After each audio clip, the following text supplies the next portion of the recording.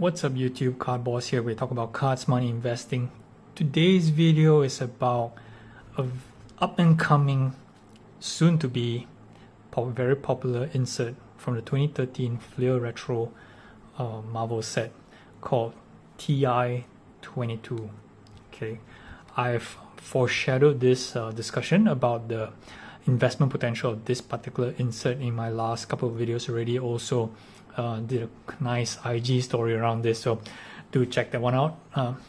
So basically, we all know what's in the 2013 Fleer Retro, right? It's a very iconic set, and we're all very familiar with the precious metal gems, the red, the blues, the greens, and also to some extent jambalayas. But what a lot of people don't actually realize is the 2013 set has a lot more other inserts going forward. Besides this Ti-22, there's a few others that's probably you guys may be familiar, like Quick Strike. Okay, there is the Metal Hardware, Intimidation Nation, Ultra Stars, just a lot of stuff going on in that set. That's what makes that particular box so iconic, and a lot of goodness basically, right? So, but of course, having a set that has so many types of inserts going forward, the pool odds get a bit tough, and therefore you get a mixed bag for every single box that you buy. And a box now being roughly close to about $25,000 a box, it's kind of hard to justify the EV of the box, assuming that you get that not, I would say, an average precious metal gems in the box, because you get one PMG per box and you get a mix of one or two other inserts, such as the TIs inside there. But will that alone justify a $25,000 price tag on a box? Who knows, right? I might actually do a video on an EV calculation or expected value of return for a particular box of say a 2013 Fleer Retro or 2015 Fleer as well. But for today, I'm just going to talk about this here, right? I got here a complete set, 21 cards of the Marvel TI. I'm just going to talk a bit about this set and then where I think the investment potential lies, and why am I so kind of like interested in this set amongst all the others. Okay, so a bit of background. Again, 21 cards in this set, which is kind of like the magic number for this Fleer Retro for some strange reason, right? You have 21 jambalayas, you have 42 precious metal gems, and then you have 21 quick strikes, if I'm not mistaken, and then you have 21 Ti-22s. Now, I'm not sure why do you have 21 cards when the card name is called Ti-22. I'm pretty sure there's a reason. If somebody knows, please do comment in the video and tell me why it's called Ti-22. Okay, but one thing that, in my opinion, right, separates the Ti-22 compared to the other inserts, I'm not referring to PMGs and Jambalayas, right? Those are in a different echelon on their own. But I'm referring to like those like Ultra Stars or Quick Strike for that matter, would be the lineups, right? I think I talked about in my earlier videos about when focusing on sets, you gotta look at the lineups, that's of the characters that's within the set. It has to be balanced. That's from my opinion. If you want to put together a set, when I talked about the X-Men Platinum Portraits investment thesis before, whereby the top two cards is Wolverine and Deadpool, and it significantly drops very hard after that. So a lot of value of that complete set skews towards the top. Now for this, no doubt, I mean, in this set there is a Spider-Man, obviously, and the value is skewed towards that Spider-Man, but you still get a good balance of top characters, right? You get a Wolverine, the Captain America, you have Iron Man, you have Hulk, and so on and so forth. So there's a lot of balance in the Ti-22 set, which I kind of enjoy. Okay, so pack odds for Ti-22 is 1 in 40 packs, which is effectively 1 in 2 boxes. All right, it doesn't sound a lot, but considering that a box is $25,000, it's for you to like pull up, let's say, a Punisher in a 25k box is gotta be a bit depressing. But then again, we're talking about the Ti-22 based on today's prices, and I'm going to talk about prices a bit later. Okay, so when you look at the Ti-22 versus, let's say, a Jambalaya, right? So Jambalaya is 1 in 200 packs, which is effectively a case hit, 1 in 10 boxes. So Ti is basically 5 times easier to get a Jambalaya, but you can really see the price discrepancy between the Jambalayas and the Ti is like way more than 5 times. It's because of a couple of factors. Number one, the Jambalaya obviously the lineup for Jambalaya is awesome, right? It's almost flawless if you ask me compared to the Ti. Okay, the Ti is pretty close, but it's almost flawless. And of course, it's super condition sensitive for the Jambalayas, right, compared to the Ti's. Whereas these Ti's come in an acetate. You can see it's not even a full car, right? So it has this rounded corners and then sharp edges at the side. So, and it's plastic acetate, right? So it doesn't have this kind of wear and wear feel from the paper side, and Jambalayas have that black border that's around it that's actually very condition sensitive. So TIs are pretty much easy to take care, which I enjoy more compared to some of the other sets. So of course it makes it easy for grading, okay, if you want to go down that route. So I want to just show a couple of ones that I have here. So in the set, we got a Hulk here, there's Punisher, the Invisible Woman, Silver Surfer. So you can tell, see, these are some of the big names that's already popping up. And of course, there's a Spider-Man here. And this Spider-Man is interesting, right? So a lot of sets in, not just 2013 Retro, but a lot of sets in general for inserts, a lot of the blocking card is Spider-Man because it being the most expensive insert. And that's actually a consideration that you need to take whenever you try to build sets together, especially for investment, whereby if the Spider-Man is the main card in the set, you generally want to try and pursue that one first, because you don't want to climb the 20 steps in that ladder, so to speak, and only to be priced out completely for the Spider-Man and not be able to complete the set, which can be a bit depressing, but that's what you want to pursue for Spider-Man. For this Ti, it's about, I think, $1,000, $1,100 or so recently. Still very reasonable price for a Spider-Man card as rare as in a rare 2013 Retro set. Unfortunately, TIs, like the rest of the other inserts except for PMGs, are not numbered. Okay, so that's something that's working against this particular insert, but I don't see that as a big drawback considering how iconic the 2013 set is. So to me, the Spider-Man at $1,100 is really a reasonable price. And I think that if you want to compare to some of the other sets where Spider-Man appeared, just months prior, like Quick Strike, I believe there were 2 Spider-Man Quick Strikes that were sold for just about under $400 each back in November 2021. And that again comes from another 2013 retro set, right? The Quick Strikes and similar pack odds, 1 in 40 packs or 1 in 2 boxes as the Ti. What I didn't quite like about Quick Strike was again the overall lineups. They had a bunch of characters which I felt that was a bit out of place and just really brings down overall value. So if you were to invest in just Quick Strikes, I would just be focusing on Spider-Man and a few other characters. Whereas with the TIs, you have Spider-Man, and then you have some other big names which you will go forward here: Human Torch, Ms. Marvel, Captain America, right? So Captain America is missing in some of the other sets. Like if you look at Ultra Stars, I think you don't have Captain America there, and then you don't have Spider-Man in Intimidation Nation. So you see, Marvel 2013's retro sets has a number of inserts, but you can see how spread out the characters are, with exception again of PMGs, which has 42, so that's a wider, bigger set, and Jambalayas, which to me has a very awesome line. They have everything going for Jambalayas, okay, and that's all reflected in the price. But for TIs, the price a bit lower, so you still get a very good mix of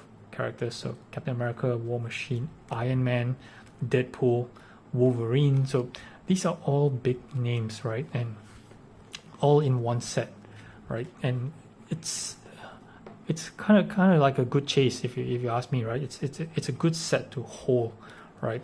The only thing that maybe some of you may not like would be, I guess, the cards being horizontal. A lot of us like our cards vertical, but horizontal is one thing that you may not enjoy, especially when you send for grading, right? So you have your PSA or SGC labels here at the side. That's not aesthetically pleasing compared to it being upright, but we take what we get, right? So moving on, we got like Dr. Doom, Thor, Storm, Sting, Iceman, which sometimes I get mistaken whether this is the front or the back, and then Mr. Fantastic. Iron Fist is probably the I would say the weakest character in the set, and you got Cyclops. So 21 cards here, okay, complete set. Now what are the prices? Okay, now fully transparent, what I paid for this entire set, I didn't buy the set as a whole, but I bought majority of the set from one seller. But total price I paid was roughly combined about $4,200, right, for all 21 characters. That's an average price of $200 per character. When you take away that Spider-Man, about $1,000, so let's say close to $1,200. So that's basically $3,000 on the remaining 20 characters, about $150 average per character, which is very, very decent for a set that's come from the iconic set of 2013. Okay, and to get this level of good characters, you're averaging $3,000 over 15 characters, which includes Thor, Wolverine, Deadpool, Iron Man, Hulk, right? So all these Magneto and these big names. So if you're trying to skew that down further, the prices on some of these, it's a fair price. Now, of course, you go up to eBay today, you're probably not able to get those price. Yes, you'll be buying some at the average price I mentioned between 100 to 150, like let's say Mr. Fantastic, but you won't be able to get the bigger ones like the Wolverine. That's extremely hard to get. It could bring you up to like $500 or $600 for Wolverine. Now, what do you do? So next question is, right, what do you do with this set now? Do you grade? Do you sell as a set? What's the play here, right?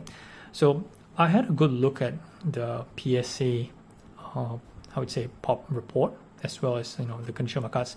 So there are not that many in the PSA pop report. I believe there's less than a dozen TIs that's been sent for grading, right? So this of course can change in a heartbeat, right? People can just send lots and lots of cards to PSA and the pop report changes. So I never take stock at about low pop cards in PSA, given that the fact that some of these cards were never submitted before. And what's ironic is, if I can recall correctly, every one of them is PSA 10, and it's because the acetate cards are easy to grade, right? It's nice sharp corners, it's plastic, you don't get the edge wear. The only downside of this acetate, which I noticed after looking through all these cards, is they tend to have some spots of foil that's stuck on it. That's not easy to remove with the microfiber cloth, because I'm worried that you may actually peel off some of these foilings here. So if I were to send all these for grading, I won't be surprised if I get a number of them 10s and maybe a couple of 9s, or maybe some outlier 8s, which I noticed there were 1 or 2 whereby there was a little line, or I wouldn't say scratch, but more of a little line on top. Considering to replace it, I am not sure yet. If I can find a replacement, I may actually consider that. But all in all, right, it's a fair, easier grade for these Ti-22s, but will it actually command a lot of premium coming back? So that's a big question mark, right? Like, I would think that a lot of people won't pay much attention to the TIs just yet. Okay, I think that after this video, maybe people will start to try and pick up some of the bigger pieces like the Wolverine or Spider-Man if they come across, because they are just worth picking up, by virtue of the character alone. But TI as a set, I think people are still kind of on the fence about it. But okay, what I wanted to talk about is how expensive the boxes of 2013 retro is, touching about $25,000 a box. And when you go down the line of the EV, expected value for each of the box, you remove the precious metal gems, right? You kind of have to apportion the value on the remaining stuff that potentially comes out of the box. Jambalaya is included, TIs included. And when you add up the sum of all these other inserts, right? And I would assume that aside from Jambalaya and PMG, TI is actually the best in terms of the inserts. Okay, it has one to 2 box odds. You probably get 1 every 2 boxes, maybe less. Okay, best lineup and all.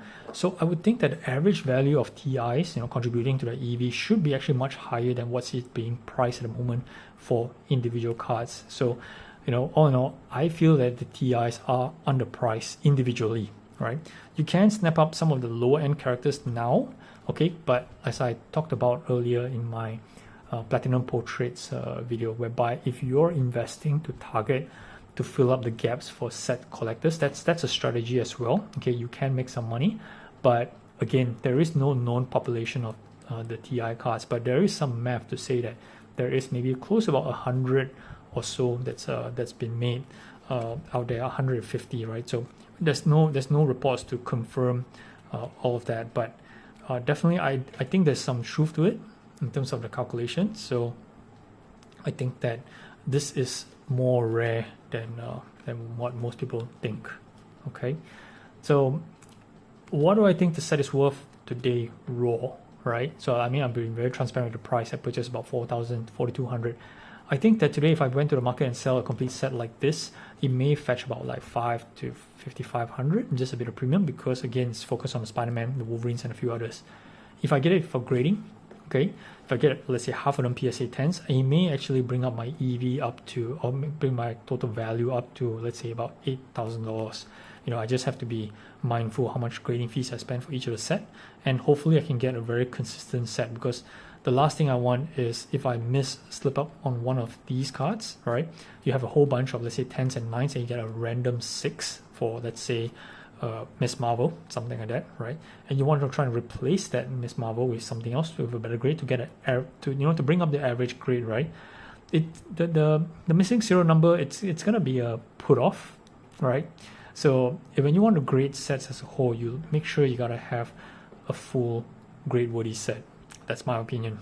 Okay, so that you have consistent grades throughout the set, you get a nice serial numbering across all the sets. Remember to arrange in that serial number, you know, the card serial number on the back, so it's 4, 12, and so on and so forth. Arrange it accordingly so that you have an descending serial number as for the card, as well as, you know, the PSA number. That's sorry, ascending, not descending, right?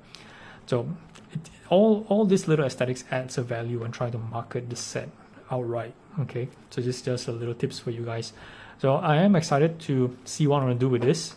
Okay, and I'm excited to kind of share with these with you guys. You know, this is an awesome set to pick up.